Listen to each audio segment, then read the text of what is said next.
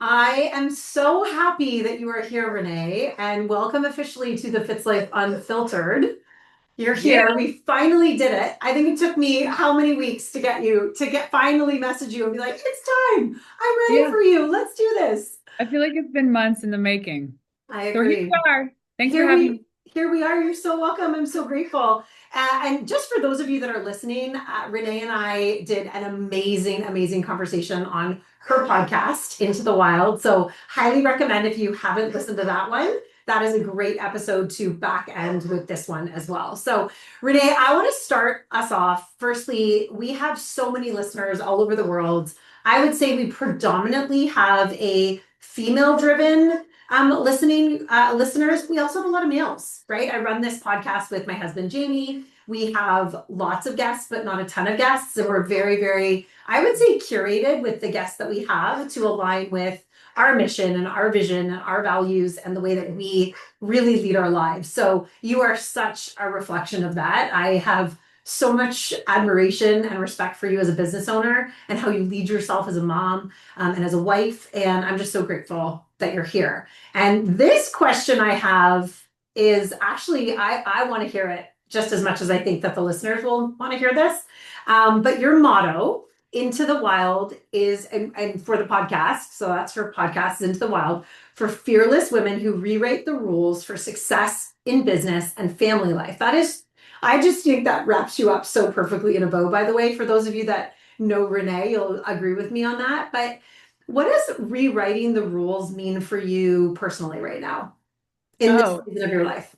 so I have this model called the rich girl energy, and it has less to do with how much money you have in your bank account and the kind of car you drive or the watch you have, although those things are great too.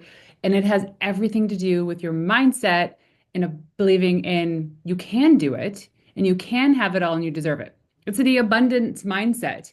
And so living a life on your own terms is really about breaking down the expectations of what you think people want from you and actually leaning into what you want for you. And this means doing the scary thing and the uncomfortable thing. It means parenting differently, showing up as a wife differently, or a daughter, or a sister, or a mother, or even a community member. And being okay with the fact that people are going to dislike it, people are going to dislike you, but just going the course anyway because it is in alignment with who you are and what you want to do. That's Mm. it.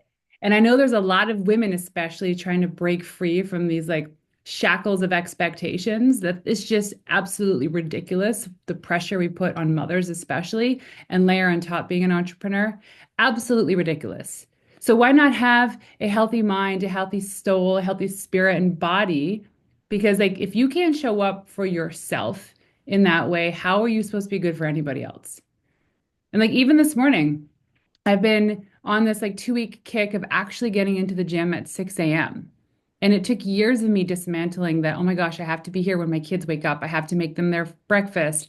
I have to do all this stuff. And my kids are 12 and 13 years old. They're so capable of doing this themselves.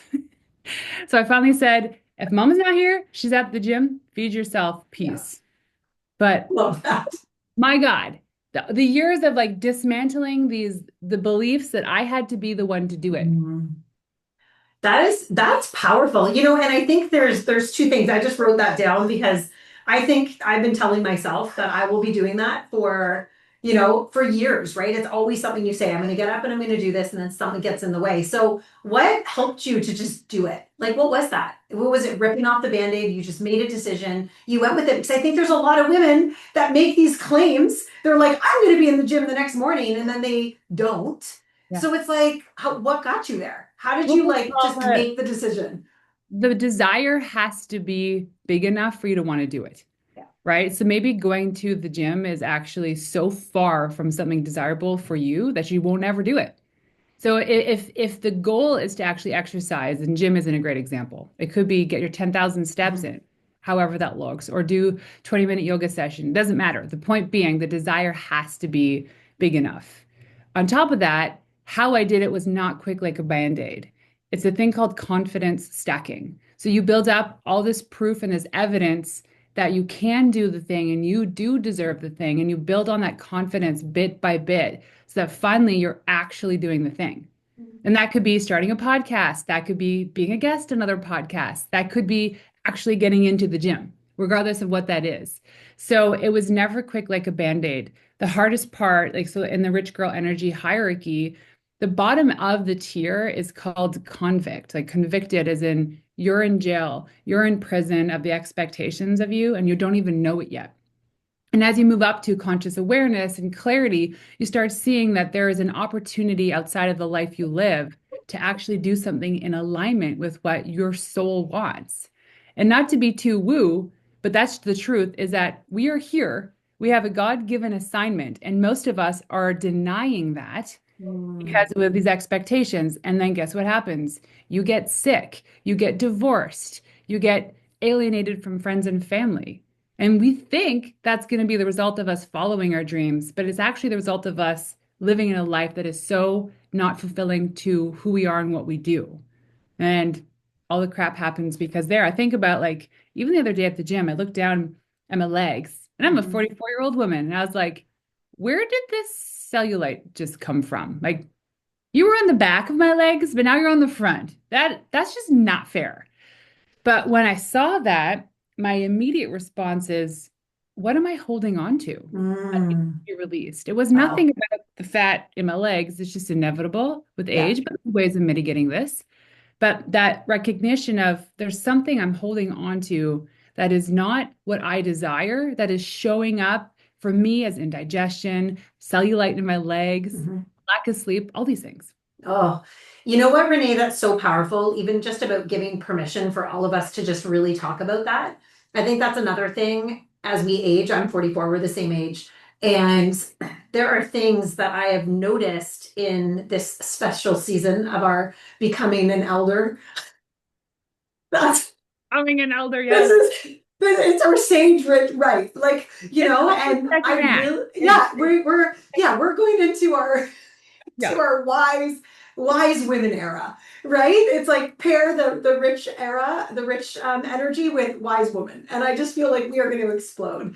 The rich, um wise woman energy era. Got it. yes, I Yeah. feel like that's a thing, and I'm like channeling my Jane Fonda right now. But I there's two things that really stuck out for me that you just said. It's a really important question that I want to mirror back to everybody listening is, and I don't think enough of us are as self-aware as maybe you are or that I am, where we start to see ourselves, where we actually examine the things that are showing up for us. And it doesn't, there's such this misconception that you can't say that it's bad or it's bad behavior, or we're trying to make everything so nice. At the end of the day, there's either behaviors that are moving you closer to the life you want, or there's decisions we're making that are holding us back, and they will come up like through our bodies. The body will keep score. So I love that you said, what am I not paying attention to? But even like And double clicking on the decision part of things. So as mm, you move up the hierarchy to attain rich girl energy, you make decisions faster yeah. because you have conviction. So when you're stuck in the lower part of this tier, you think like you don't even think for yourself. You when someone asks you a question about like what do you want to do this weekend? Where do you want to go out for dinner? Like who do you want to invite over? It's you default to answering what you think other people want and not what you want. And so there's this perpetual cycle of always fulfilling other people's needs and pleasing other people. And then you don't enjoy yourself. And then resentment builds, right? And you're not even communicating this, it sits in the subconscious. But as you start working on this, getting out of jail, and you work on that confidence, you work on the conviction, decisions come like this. It's yes, Mhm. no, it's do this, please don't do that. And it's saying no as a complete sentence and not feeling guilty about it, but being nice. Or I should say be kind, not necessarily nice.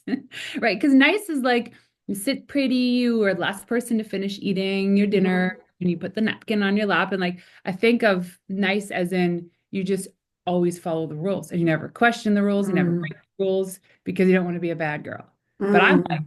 let's be bad girls. Let's get naughty. Let's get Yes. naughty, ladies. And you know what? And is there a point? I love, have you always thought that, or is this new? Is this No, it's new? so new. It is, tell me more. Yes. Like, tell us. I love it because Well, I feel the exact same way. And I'm like, yes, like, what is this? Is this our age? Is this our stage? Is this our growth? Is this our, what is it? Like, what do you I think this is?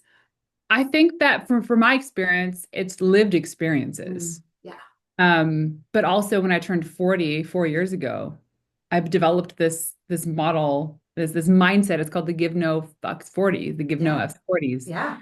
And I'm like, dude, if I'm going into a decade of my life where there's been so much research on this, that this is the time of a life where women actually start to see themselves aging and they start to feel older. Things happen, knees, Hmm. cellulite, you name it.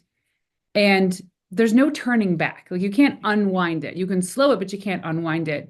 And also society is pretty much discarding women at this age. Hmm. Like you've had your kids, you've raised the kids, you're no good for us anymore. So in my mind, I'm like, well, what do we have to lose then? They've already discarded us, right? They're already chewed up, spit out. So why not just rise with each other? So I'm attracting all these women who feel the same way. And like, Hmm. it's a massive amount of people, a massive amount of women Hmm. that are coming together saying, screw you, screw these rules, screw the patriarchy. And not like on a feminist kind of level, but kind of like hey, we can do this too. And we deserve the ease and flow that other people in our society have given. Give us a break. And even like looking at motherhood and mental load Hmm. and how the mental load is like that invisible labor. It's that those tiny calculations you're always making every single day. Like even not packing for this camping trip.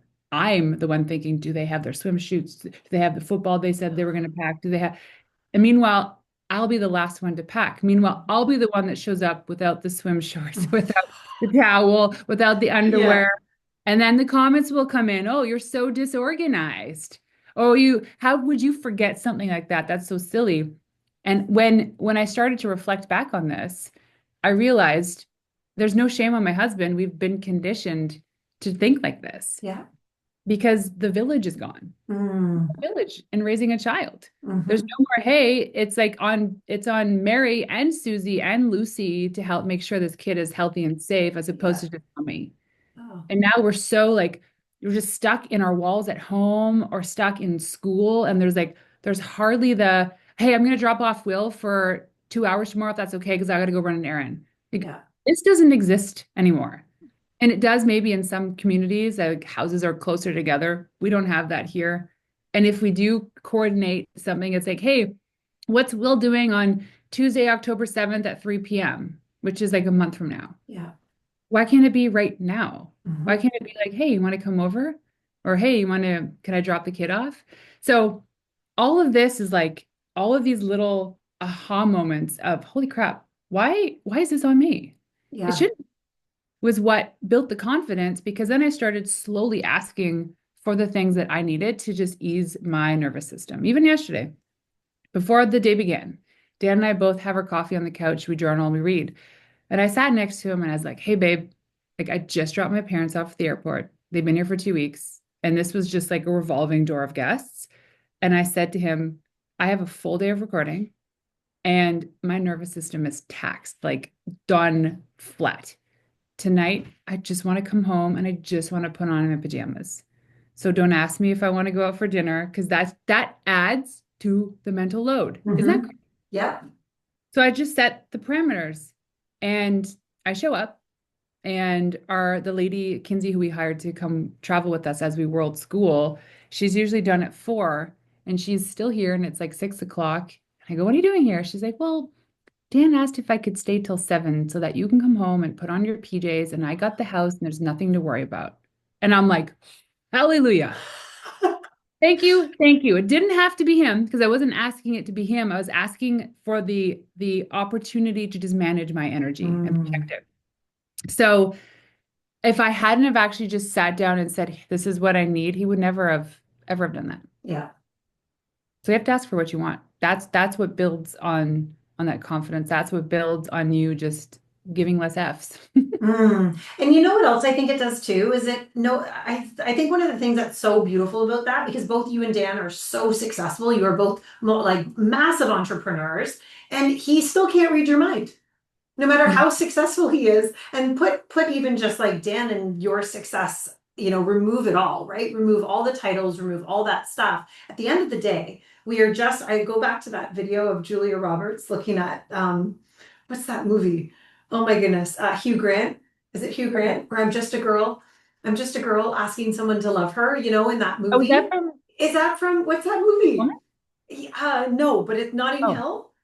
okay. Notting Oh gosh, Hill. I maybe have seen that in like the 90s. Yeah, okay, so it's a throwback, but at the end of the day, I go back to that where it's like we are just if we strip away everything we are literally, and it makes me almost get viscerally attached to what I'm about to say. So for those of you that are listening, when I was, because I'm watching Renee, and this will be on YouTube too, so you can go watch Renee, but it's like when I watched you ask so beautifully for what you needed, you weren't asking, you weren't expecting, you just were saying, you set a level sounded boundary, but also like, I really need you to hear me. And sometimes I think we think it needs to be date nights, or like, I was just thinking in my head, I'm like, if that's not foreplay, I don't know what Yeah, is. I know, Like, right? right? Like, that So is the there's best. kind of part of me that was worried when he got home last night. I'm like, Yeah. "Mm, no, I'm sleeping. Don't bug me." I'm very tired. I'm very I'm sorry. so Yeah. tired. I invented tired. Yeah. Yes, you're No, exhausted, but and yeah, you it gotta is ask.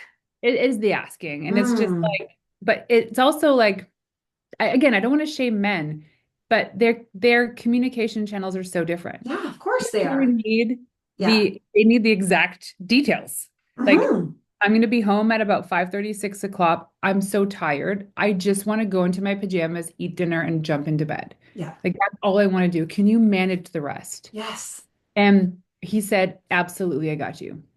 I And love that. like that meant more to me than a date night with him because in that moment, I felt so seen and heard. It was so simple for him because he was already like peacing out, going wake surfing with the boys. And like, we never stop each other or hold each other back from doing the things. It's just that I knew that was happening and I needed the help. Just Mhm. like that extra hour at home so that I could chill. And it topped up my love tank. I love that. I love that. Oh, I topped up your love tank. What a good question. Like, that's even great insight for any of you listening. Like, what actually tops up your love tank?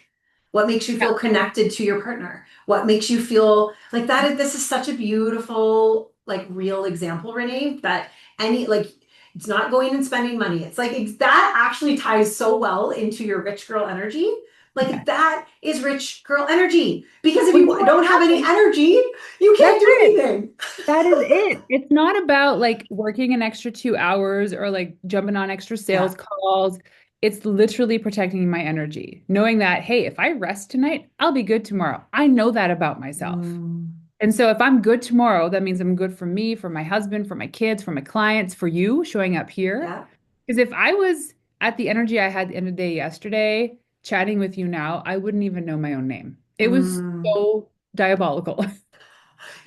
I think for that is actually really maybe a question I have now that's coming up for me because I know the women that are listening to this juggle a lot, right? They are entrepreneurs, they're whatever. There are so many different hats that we all wear. But what you just said was so important about knowing your limit and when you needed to take a minute to recharge your energy. And do you have any advice for anyone that's listening that doesn't think that they're able to go do that? I think so many people think it's like, let me go be a martyr, let me work so hard so I burn out. Whereas what you just did made you're going to be there for the weekend, your camping weekend, you're about to take your whole family world schooling. Like you have to be your best. Like, what's your advice for that?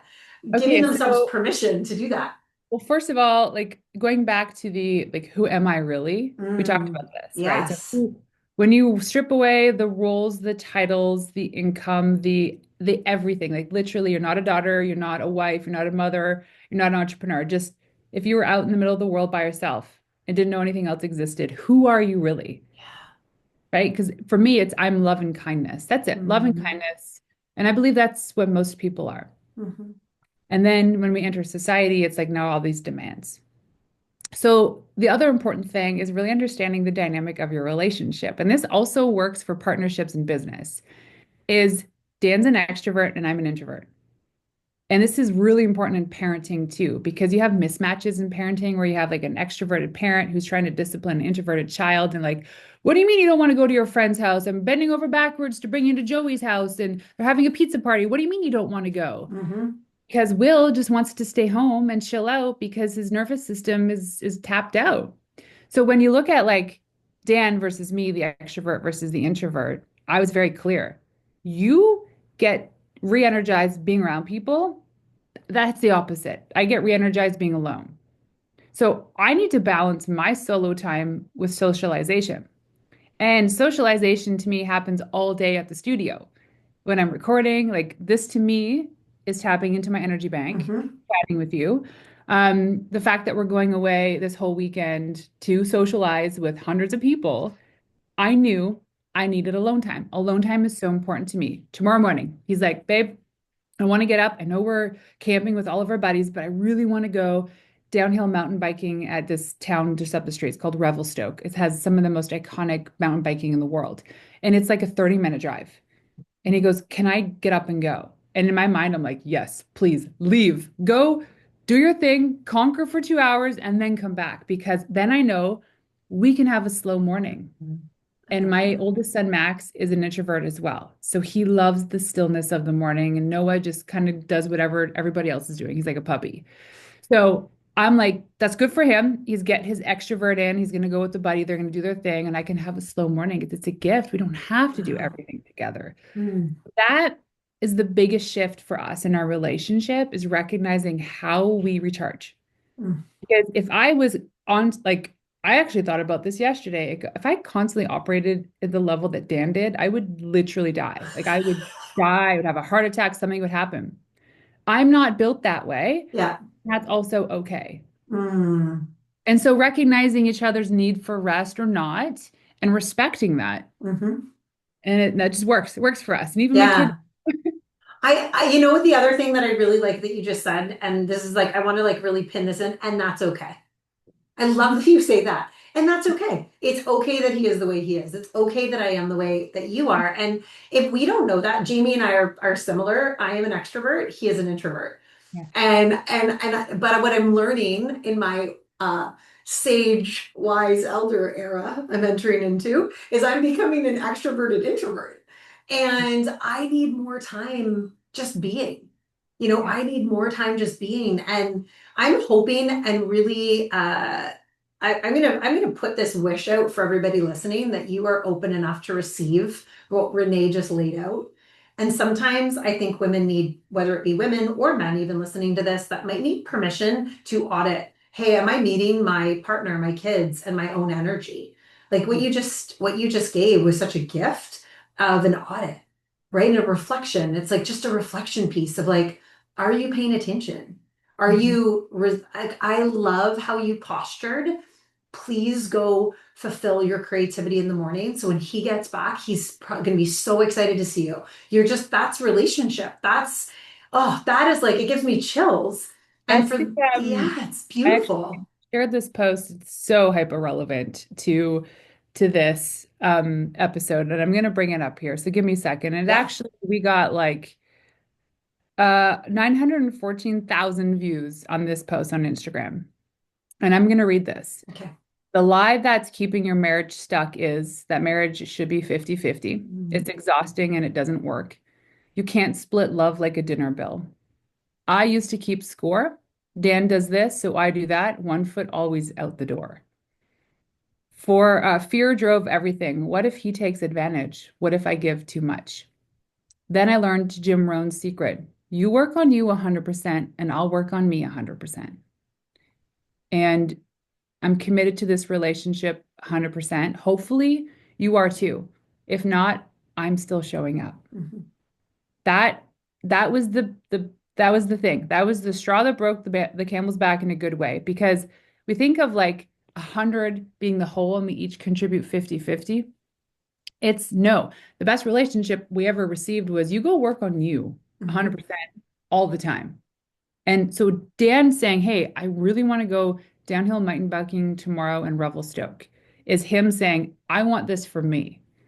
And it would be absurd for me to say, well, no, we're doing this camping weekend together. And there was no plan for tomorrow morning. We were just going to wake up and go with the flow. Right. And so by working on me 100%, him working on him 100% means that he gets to do his thing and I get to do mine. Mhm. And it's never about keeping score. Like even today, I'm doing the majority of the stuff to pack our cars up to go up to this place called Crazy Creek in BC. So And I have excited. help with our house manager, and they're helping with the dog and the kids too. Yeah. But I'm still calculating the food and what we need to bring and making sure the dog has everything. But I get to get into a vehicle that he paid for. Mhm. I get to jump on a cell phone plan that's part of his company. Mm-hmm. And I look at all the things and the opportunities around it was because he's the one that made a large investment and take the risk to be able to afford these things. So it's not about keeping score. It's just knowing that it's like it's the karma. It comes back. It just might not show up in the way you expect, but the gifts are everywhere in front of you. Mm-hmm. We live in one of the most gorgeous neighborhoods in our city where we have incredible views off the front back of our house. It's a very rare occurrence. Usually people have like if you live on the side of mountains, usually one view. But we're on this like peninsula. So we got the most beautiful views, of which I knew we couldn't afford unless it was Dan that was going out and crushing it in his business. Mm-hmm. And I still contribute. I still have my business, but it by no means earns us 12 supercars, right? Like I get With that. walkie-talkies. Yeah, oh Yeah. my God, walkie-talkies, yes. And again, if he was keeping score, he'd Yeah. be asking me to be contributing 50%. Like there's no way Right. in the fires of hell I'd be able to or want to. Mm. Yes. So it's kind of like we're a team. And Yeah. the team gives the high five, and the team lets each other tap out or tap in when the right time. Mm. And when you just lay out what you want, what's a 10 out of 10 for your marriage or your business or as a parent, and the other person sees that, then you can start working on that together. Mm-hmm. One of the things, Renee, that I really, Jamie and I came to the conclusion of, and all of us have gone through stuff, whether it be in your marriage where you fight for the things you need and you want. But I remember it was about 5 years ago, and Jamie and I looked at each other and we were like, we don't have a marriage problem. We have an individual problem. And it really relates to what you just shared in that post. It's like, that's something to be thinking about for all of us. Are you so busy keeping score that you're resentful when they want to take you out? Or, like there's so much dialogue there that we could dive into. Again, we're not therapists or any of those things, but I love your notion of lived experience. We are bringing such lived experience. And for some, you may think you guys are really young. Well, you're only as young or as old, or the experiences I think we've had collectively are a lot.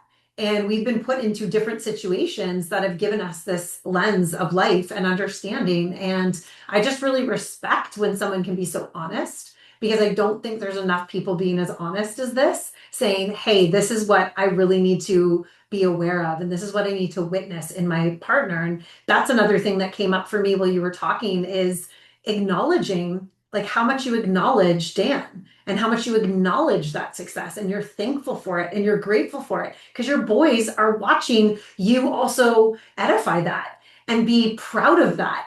Do you want to talk a little bit about that, about raising boys and in Oh, the yeah. world, in the life you have? And are they as into the cars as Dan is? No, they don't care at all. It's hilarious, right? Because like all of their buddies care so much. Yes, They care because they think it's cool, sure. but they honestly could give a rat's ass. They Yeah, could be driving around in a 2001 Honda Civic and be fine. yeah, I love raising boys. yeah. I can't imagine having a girl. I don't know. It's just there's something about the energy and the love. Like they're 12 and 13 and they still love being cuddled and Hmm. kissed. And that affection is so, oh my gosh, I love it so much. But also, I kind of feel that just being surrounded by boys allows me to tap into my feminine even more. Like there's no needing to be masculine. It's like they got it covered. Yeah, And the more that I can just be kind of like that nurturing, yeah. loving, graceful human to them allows them to see that side of them as well, but also their masculine. Um, is the question more about like how we're raising our boys? No, it would just be like how, okay, actually, no, I have a different question now that you just said Okay. that. So I'm gonna segue. So Renee, like I watch you with your how funny you are, even though I know you're an introvert. I watch you, whether it be on stage or the behind the scenes. I sound like I just am a big fan of yours. Like I really admire women that are strong and that have gone ahead and done really big things. And so I love to watch and I love to learn. And I feel like I've learned a lot about you as I've watched you show up on social. And I love your quirkiness and I love how funny you are. And I love that you really don't give a shit whether or not people think it's funny. But has that changed with raising boys? Like, do they see that side of you? Do they like, how does that all come into play? Have you always been like that? Or Well, are you just So now that, really showing who you are. yeah, so this is like has literally nothing to do with parenting. No, I know it Yeah. doesn't, but I want to know whether they see that side of you as Yeah. well. Like, are they So seeing that here's lightness in you? a cool realization for me in being more me. There's a couple things. One is the more that I'm my goofy, fun self, the more my kids are at ease. And so why I never tapped into that side of me was because even I reflect back as far as like grade school when I wasn't the smartest kid in the class. I was probably like the person with some of the worst test scores. And I got shamed for it. And in high school, I had to go to like special basic math. And I was with like these kids that they labeled the skids. The skids were like the kids that hung out in the South End on like what are those boards called? They were they with the little wheels, the board they would anyways, Oh, like skateboards. Yeah. skateboard. Oh my God. And like smoke cigarettes. And I was with them, and all my friends were athletes and like straight A students. So there was part of me that was like raised to always sound smart and not be funny because funny, like humor, goofiness was considered stupid and dumb. Interesting. And so I was like, oh, well, I can't do that. I want to be respected. And then I go and I start businesses. So in the world of business, I can't really be who I am because then no one would respect me. And I held that back for the longest time. And I'd do this goofy stuff, and my friends that like new friends would be like, "Oh my gosh, Renee, you're so much fun. I never knew this side of you." I'm like, this is actually who I really am. Wow. And then one day, my husband said to me, "You know, that goofy side of you is why I fell in love with you." And I thought it was everything else. So now it's almost like it was permission to be goofy. So I would tap into it a little bit. And even in those like serious business situations, I would like maybe say a stupid joke or just be a little bit goofy. People laughed and they leaned in even more. So now I thought this whole like game of business was a lie because I learned that people do business with those they know, like, and trust. Mhm. And if they know and like you, it's a lot easier to trust. And there's nothing more than being authentic for someone to like and trust you. So when I just started being me, regardless of what the rules are for business, that's when people like you're like, oh, I like her. She's Yeah. fun. It's relatable. Hmm.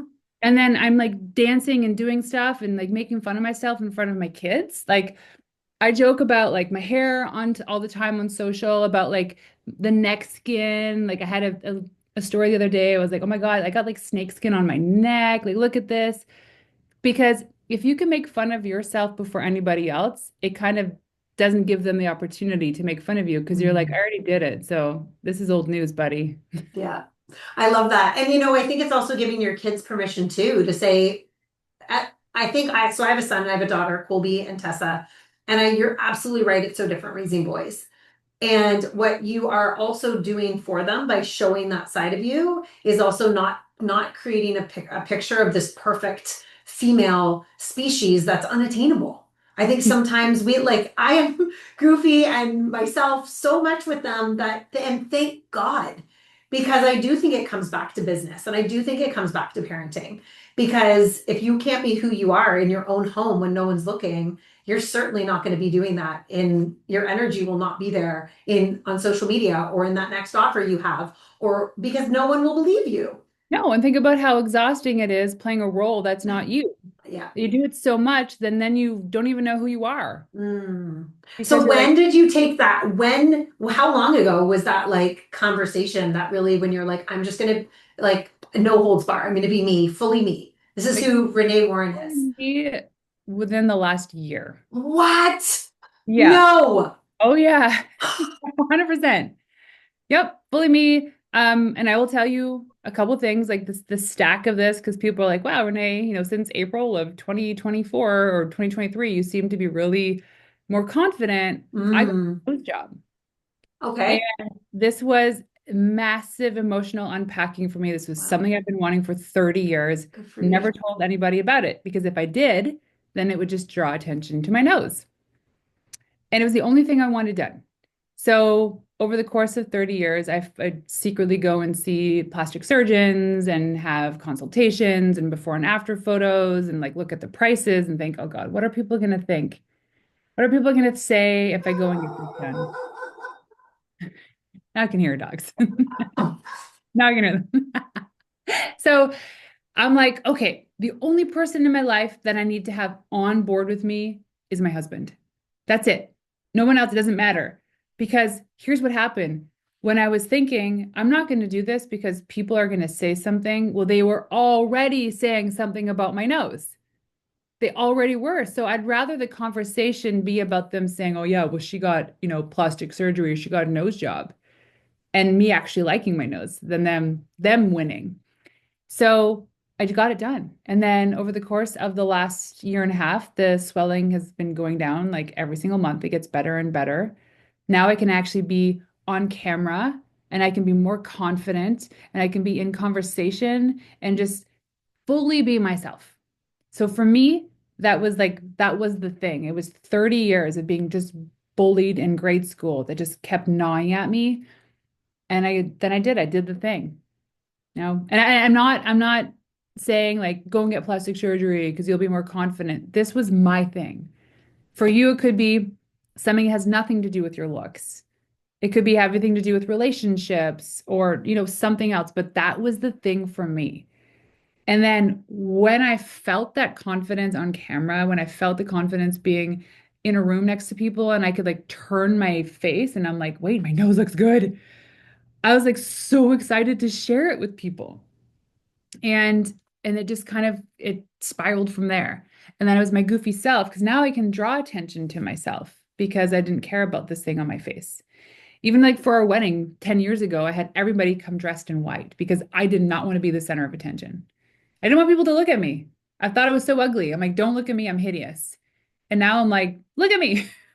I'm like, look at my snakeskin neck. I mean, look at my like cellulite knees. Like, I don't care about that stuff, but I love my nose. I thank you so much for being so real and relatable. And, it's so interesting here. See, no one knows behind this, like behind the mask, behind the drawbridge. Like, no one knows all the things that, and it's so helpful to hear even your story, Renee, because I think if for anyone that's listening, if it's like, what's that one thing that you're so afraid of doing, but now is making you even more comfortable? Like, I always say, like, who gives a shit what people say? Like, at the end of the day, like, this is your life you're living, and you are absolutely stunning, by the way. Well, And I never even noticed your nose because like even in your last content, but it's like really thinking about the stuff that consumes you matters. And I think yeah, that's the message. It doesn't matter that no one else noticed it. It matters that you did. And yeah. that's the self-work. That's where you can see your confidence and where you're coming up with that rich girl energy, where I love that you distinct that it is not about having the watch or the cars. It's about actually believing and loving yourself. And you are such a testament to that. Yeah, and I also like do love those cars now. And there's like a whole other story about not wanting to be seen in them. Don't look at me because I thought rich people were greedy. And now I realize if you have good people making great money, they do great things and they change the world because they give back and they don't stand in front of their people, they stand beside them and even behind them. And Beautiful. so when like my like all these like little bits of evidence that I call, right? So like evidence stacking was last year in December, we went to 4 charities locally and personally my husband and I wrote checks for $250,000 to these charities. That was my favorite day of the year. And I reflect back on that all the time. I'm like, you can go sell all these cars if we can do that every single day. It was such, it just like, and you can see these people, like the eyes, like they're crying. They're like, where'd you guys come from? Who are you to even do this? And I say, well, there's more of this. And we like our motto for Dan and I as a couple is to inspire other people to live a life of greatness so they can give back like this too. Yeah. And it's like if having like fancy cars is not in their foreseeable future, that's not about it. It's about what can they do to give back? Hmm. How can they be of service to their people, to their community? But you can't do that if you're not actually like loving on yourself, being in full alignment with who you really are, goofy or not. Like, and also like the whole idea of intelligence and like your intelligence is based on your grades from like grade school and high school and university, which is the stupidest thing. Because get I don't not agree with that. I know. My kids, we started Alpha School, so it's an AI school. It's not a school that teaches AI. The whole curriculum is AI driven. It's cool. And my boys are in grade 7 and 8. But the first week of school is all assessments. It's testing. It's boring. They got through it. Turns out, on each subject matter, none of my kids were up to grade level according to American standardized testing. But yet they were just coasting through the curriculum and the system because the system doesn't want you to fail. They just want you to just get to the next level. Shoo, go on to grade 7. Shoo, go on to grade 8. But AI, like the Alpha School, is like, wait a second. How about we focus on getting your kids up to a standardized grade level and then going forward from there? And there's no shame in it. Like they even joke, Max is like, my English is grade 3 and I'm in grade 8. And he's laughing Mhm. because he knows by the end of the school year, he'll be beyond his grade level. Mm. You So, know, I love this. I love this too, Renee, because even just this conversation is so important for any parents that are listening. You said something really important about school, just getting them to the next level, getting them to the next level. You know, Tess just went into high school and she missed more days last year from her sickness and breaking it, all the things. But I literally was questioning whether she was going to graduate from grade 8. I'm like, did you do any of the homework? Like, I didn't know. I was panicking, right? Like, she never had homework. She never had this stuff. And I think you're right. It's like, where, at what point do we know what level our kids are at, where they're going? And I just think where you're taking your kids as well. They're going into world school. Do you want to talk about that for you're like yeah. traveling around the world? Like, do you like Yes. Oh my God. tell me This is more where about my thought that? processes are coming from because I'm so nervous. But at the same time, my husband's been asking for a decade to do this, but now's the time because I have more capacity in my life because I walked away from an industry I hated so much, which was the world of agency PR, which is also another thing that allowed me to just fully embrace who I am. Um, and so we're jumping on a plane at the end of September to go travel the world. Mm, And we're doing the first 3.5 months, like Europe, Southeast Asia, Australia, Japan, and then we're home for a month. And then we dip into South America. Just Airbnbs, hotels. And this is why the online curriculum for Alpha School is the best, because we can just pack up our suitcase and our laptop and go.